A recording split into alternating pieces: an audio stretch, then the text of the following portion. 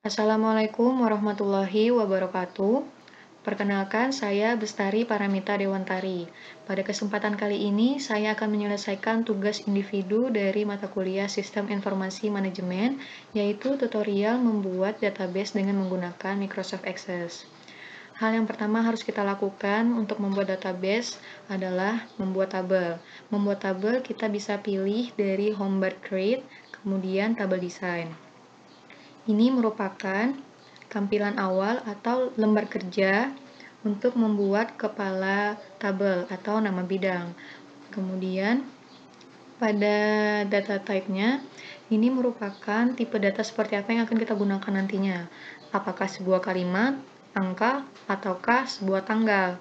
Kemudian, pada short text ini nantinya akan ditampilkan field size, di mana field size ini merupakan seberapa banyak kata angka yang akan digunakan di dalamnya, ataupun tipe seperti apa data dari tanggal yang akan kita gunakan. Contohnya udah saya buat. Yang pertama itu ada employee ID. Employee ID, di sini field name-nya ada last name, first name, employee ID, dan seterusnya. Untuk data type-nya ada short text dan date or time dan yes or no. Untuk short text-nya kita menggunakan field size-nya 30. Untuk date time-nya kita menggunakan format medium date. Ini medium date sesuai dengan panduan dari bukunya.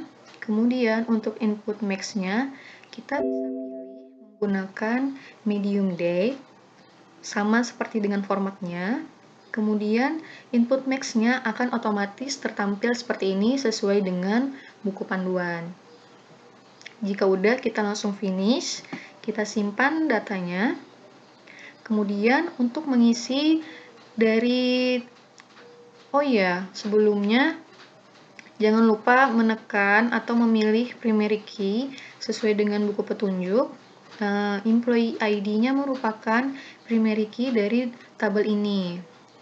Lanjut, untuk mengisi dari data-data yang telah tertera, nah ini langsung kita alihkan view design tadi menuju menjadi datasheet view. Setelah itu kita isi sesuai dengan buku petunjuk, maka akan menampilkan data seperti ini pada tabel yang pertama. Lanjut untuk membuat tabel yang kedua. Tabel yang kedua itu ada wage data. Wage data itu sama cara pengerjaannya. Untuk primary key-nya tetap pada employee ID-nya. Ini short text-nya 30. Nah, berbeda dengan data type yang sebelumnya. Pada wage rate ini kita menggunakan currency. Untuk formatnya sama, kita menggunakan currency juga dengan nominal dolar yang sekian. Lanjut untuk, jangan lupa disimpan. Lanjut untuk membuat hours work. Untuk pembuatan tabelnya itu sama, menggunakan field name, data type, short text-nya 30. Untuk weeks, kita menggunakan tipe data number dengan field size long integer. Untuk hours-nya sama, menggunakan long integer juga. Hanya saja untuk tabel hours work ini kita menggunakan dua primary key atau biasa disebut dengan composite key. Lanjut, kita membuat tabel hours work. Pada tabel hours work kita menggunakan 3 field name dan 3 short time lagi. Salah. Lanjut, kita membuat tabel hours work. Nah, pada tabel hours work ini kita menggunakan 3 field name, masing-masing employee ID, week, dan hours. Untuk employee ID sesuai dengan tabel yang sebelumnya, yaitu dengan menggunakan short text dengan field size-nya 30 karakter. Untuk weeks dan hours, kita menggunakan data type number dengan field size long integer. Nah, pada tabel yang ini kita berbeda karena menggunakan gabungan dua kunci, yaitu employee ID dan weeks. Biasanya disebut dengan composite key. Lanjut, kita simpan dulu. Lanjut, kita ubah tampilannya. Kita isikan data-data dari karyawan-karyawan, mulai dari ID-nya, waktu bekerjanya, dan juga jam kerjanya. Lanjut, membuat tabel yang terakhir, yaitu job assignment. Pada job assignment, kita pastinya ada employee ID, clock in, clock out, date work. Nah, untuk data type-nya, kita menggunakan short text sebanyak 30 karakter pada employee ID. Untuk clock in dan clock out, kita menggunakan data type date or time dengan format short time. Untuk date work-nya menggunakan short date, yaitu menunjukkan tanggal. Kalau perbedaannya pada short time, kita menggunakan format waktu 24 jam untuk jam masuk dan jam keluarnya si karyawan. Jangan lupa disimpan. Kemudian tampilannya kita ubah, kita masukkan ID-ID-nya karyawan, terus kegiatan jam masuk, jam keluar, dan tanggal kerjanya. Sekian dulu untuk pembuatan tabel.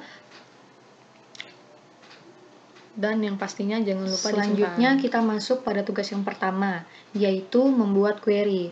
Query sendiri berfungsi untuk menyaring atau menampilkan data dari berbagai kriteria dan urutan yang dikehendaki.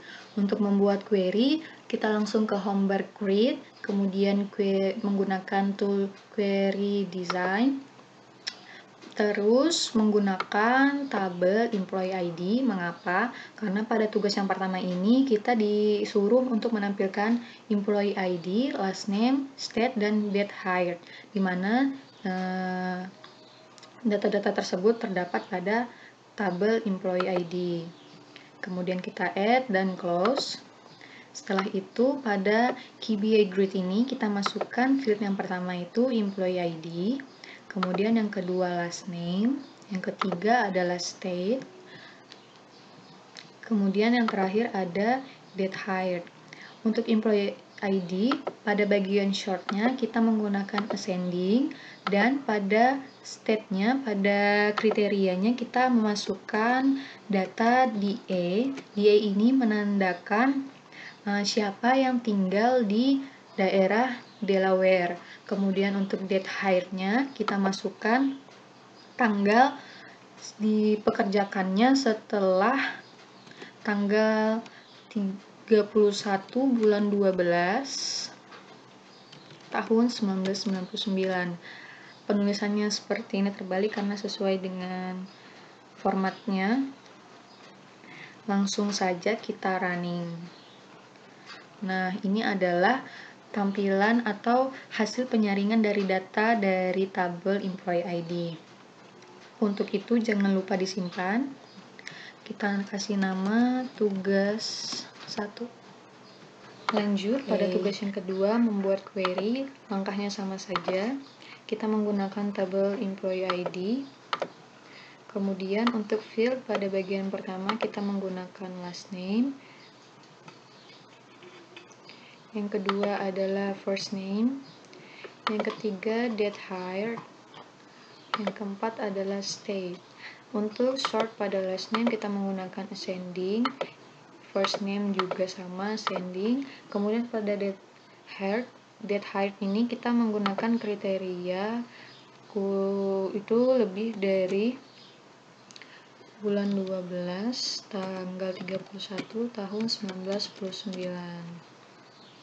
Kemudian untuk state-nya pada bagian OR kita menggunakan DE, itu menandakan siapa yang tinggal di Delaware. Kemudian kita running.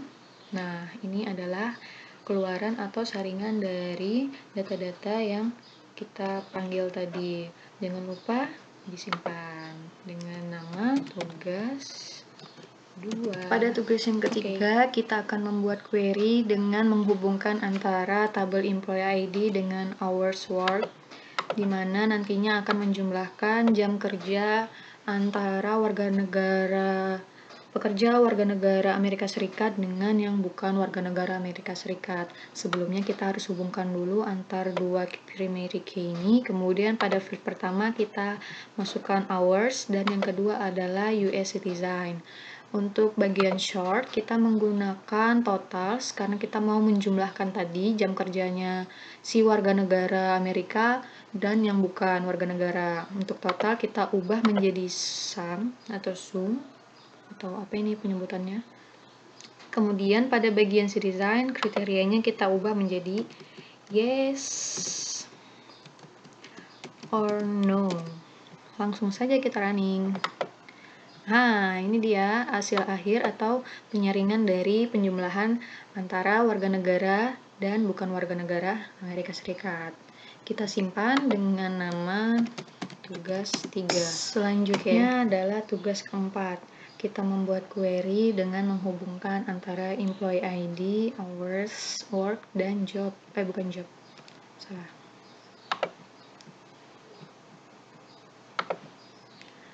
Selanjutnya kita membuat query design dengan menghubungkan employee ID, hours work, dan wage data. Sebelum itu kita hubungkan dulu antara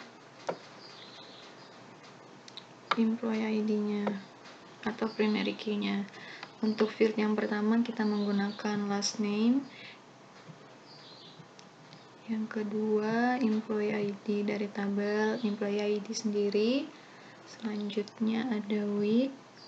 Kemudian karena kita mau menjumlahkan upah pekerja per jam untuk minggu yang pertama, maka langkahnya adalah menambahkan total out titik 2 buka kurung kurawal hours tutup kurung dikali dengan wage rate. Kita centang, kemudian pada bagian week ini kriterianya kita masukkan 1, lalu kita running. Hasilnya seperti ini guys. Jangan lupa kita simpan dengan nama tugas 4.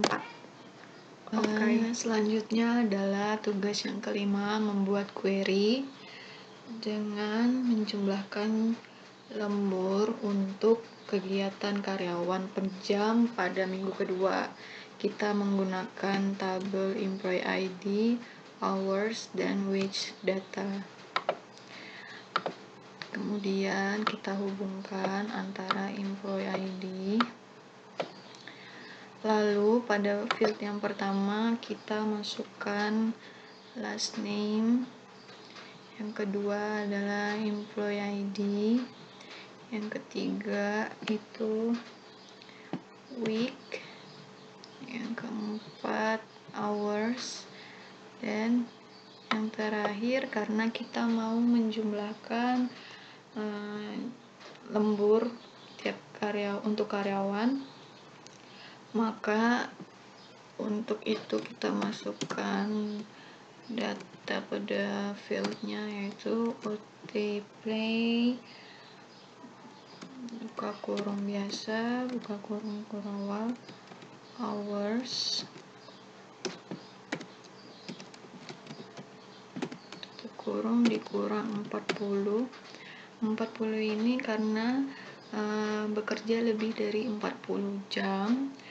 Kemudian tutup kurung dikali dengan wage rate yang dikali dikalikan dengan 1,5. 1,5 ini adalah lembur yang akan dibayar satu kali dari tarif per jam normal. Untuk weeknya, karena pada soal meminta pada minggu kedua, maka kita tulis 2. Dan untuk hour, kita masukkan lebih dari 40, yaitu lebih dari 40 jam bekerja. Selanjutnya kita running. Nah, maka ini adalah hasil dari panggilan data yang kita buat tadi. Kemudian kita simpan dengan nama tugas 5. Simpan. Selanjutnya adalah membuat tugas yang ke-6. Membuat query dengan parameter yang menunjukkan jam karyawan. Permintaan ini hanya untuk karyawan yang tidak diformalisasi. Untuk tabel yang kita gunakan adalah employee ID, hours work, dan wage data. Kita tambahkan, kemudian kita hubungkan antar primary key-nya. Untuk bagian field yang pertama, kita masukkan last name, yang kedua ada first name, yang ketiga ada week, yang keempat itu hours, yang kelima itu salary-nya. Kemudian bagian weeks kriterianya 2 karena pada soalnya pada minggu kedua, kemudian pada salary-nya kriterianya 0. Langsung kita running. Nah, ini merupakan hasil akhir dari tugas ke-6, kemudian kita simpan dengan nama tugas 6, maka berakhirlah sudah tutorial untuk pembuatan query dengan selanjutnya. Pada kali ini kita akan membuat report, di mana report ini berfungsi untuk mencetak data dalam bentuk laporan. Untuk membuatnya, data-data berasal dari tabel maupun query yang sama ada di dalam tabel ini. Pertama, dari buku panduan itu kita menggunakan tabel hour work, kemudian kita create, lalu membuat klik tools report. Kemudian akan tampil seperti ini, lalu setelah ini kita klik dulu group and sort, maka akan muncul tambahan tampilan add group. Pada add group kita masukkan employee ID. Selanjutnya bagian hours kita masukkan tools total, kemudian kita jumlahkan. Nah, ini adalah hasil dari tambahan atau dari tools yang kita gunakan tadi. Kemudian kita mengganti nama, terus logonya juga kita ganti. Logonya ini kita ambil dari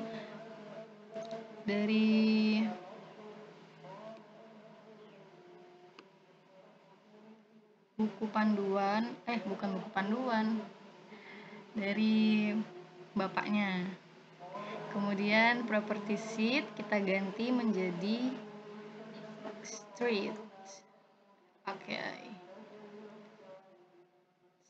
Sekian untuk report yang ini, jangan lupa disimpan. Mengganti namanya menjadi _r sebagai report. Selanjutnya kita akan membuat report yang kedua, tapi pada report yang kedua ini kita menggunakan tabel query. Karena tabel query-nya belum dibuat, jadi kita buat dulu.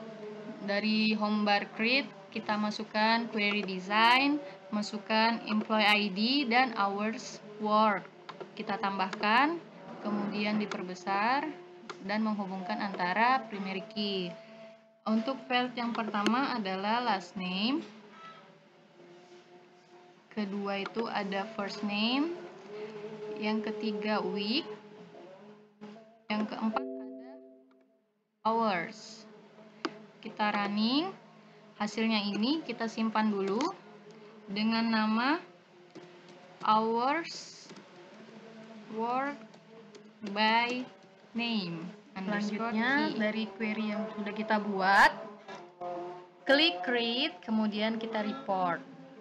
Nah, ini akan ada tampilan seperti ini. Kemudian group and sort, dan tambahkan group yang kita isi last name. Kemudian last name-nya ini kita tarik ke atas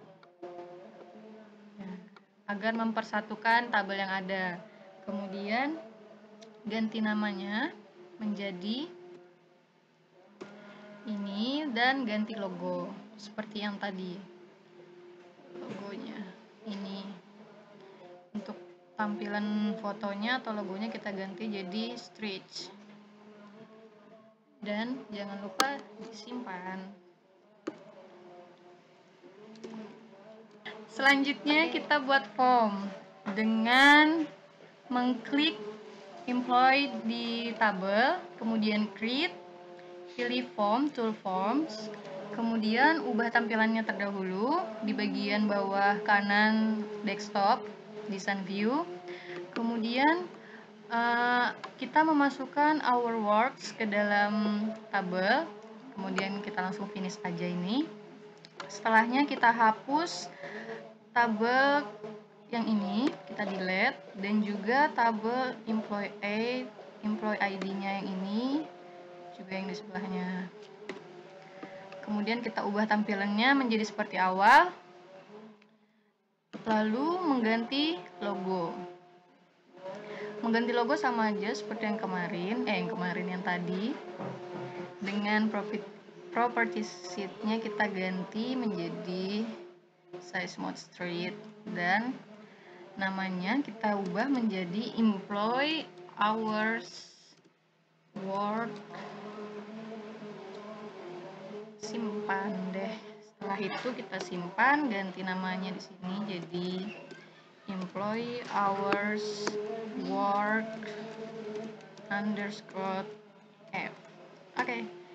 Ya, sekian tutorial pembuatan database yang diberikan oleh dosen pengampu kita, Bapak Ajeri. Assalamualaikum warahmatullahi wabarakatuh.